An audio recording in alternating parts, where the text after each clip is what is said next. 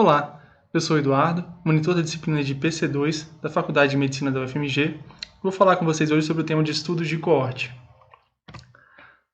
As características de um estudo de coorte são: ele é um estudo observacional e longitudinal, ou seja, ele vai observar um grupo de indivíduos ao longo do tempo. Esses indivíduos vão ser classificados segundo a sua exposição ou não a um fator que eu queira avaliar. Por exemplo, se eles são fumantes ou não fumantes, hipertensos ou não hipertensos, se utilizam ou não medicamento. A partir dessa divisão dos meus indivíduos em grupos, vou avaliar a incidência ou não de um desfecho em cada grupo. Então, eu quero avaliar, por exemplo, o efeito colateral no grupo que usa o medicamento e no grupo que não usa o medicamento.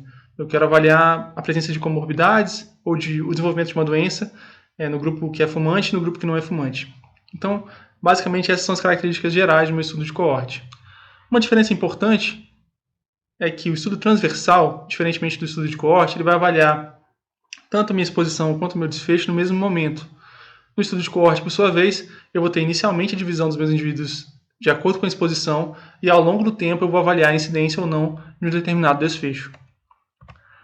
Os objetivos do estudo de coorte são, primeiro, falar sobre fatores de risco e de proteção. Então ele vai determinar se, por exemplo, se o cigarro é um fator de risco do desenvolvimento de doenças cardiovasculares ou não, ou se o exercício físico, ou se a ingestão maior de frutas é um fator de proteção contra o desenvolvimento de algum tipo de câncer. Ele vai avaliar também a incidência de uma doença em determinado grupo de pessoas. Então ele vai avaliar se a incidência de câncer de boca, por exemplo, em pessoas que utilizam cigarro e naquelas que não utilizam cigarro. Ele permite também avaliar a evolução e o prognóstico das doenças nos meus indivíduos.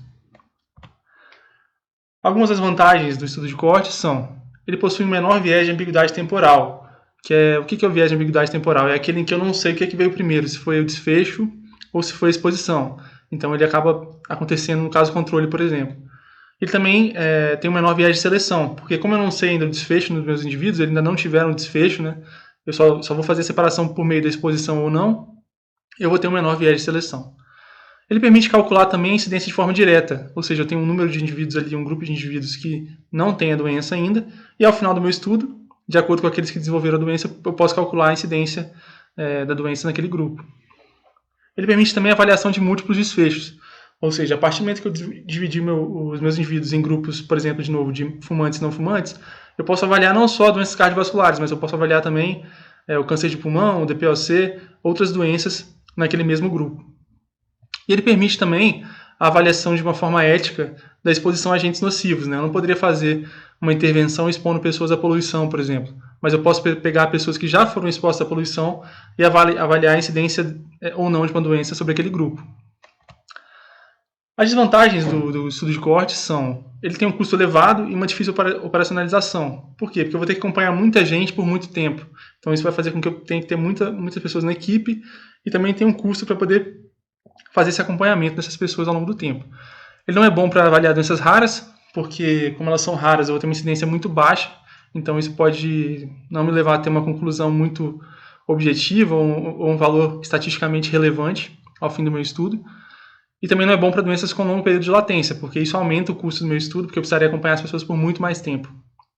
Também tem o risco de perda de participantes ao longo do tempo, porque como ele é um estudo longitudinal, as pessoas podem falecer, podem se mudar de cidade, podem não querer mais participar do estudo, eu posso perder o contato da pessoa, ela pode mudar de telefone e não me avisar, por exemplo. E ele não é indicado também para intervenções terapêuticas. Por fim, um exemplo de um estudo de coorte feito avaliando a ingestão de alimentos ultraprocessados e em relação ao risco cardiovascular, desenvolvimento de doenças cardiovasculares.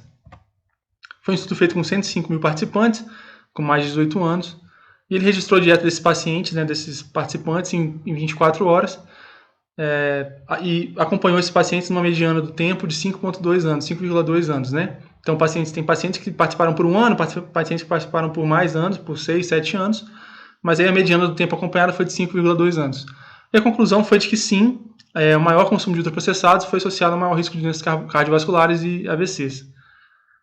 E aí aqui é um exemplo de como que é o cálculo então da incidência. Eu consigo calcular aqui, na verdade, o meu hazard ratio das minhas doenças cardiovasculares e doenças cerebrovasculares a partir desse estudo de coorte. Então esse aqui, digamos assim, é o resultado, é onde eu quero chegar com o meu estudo de coorte. É isso, obrigado a todos.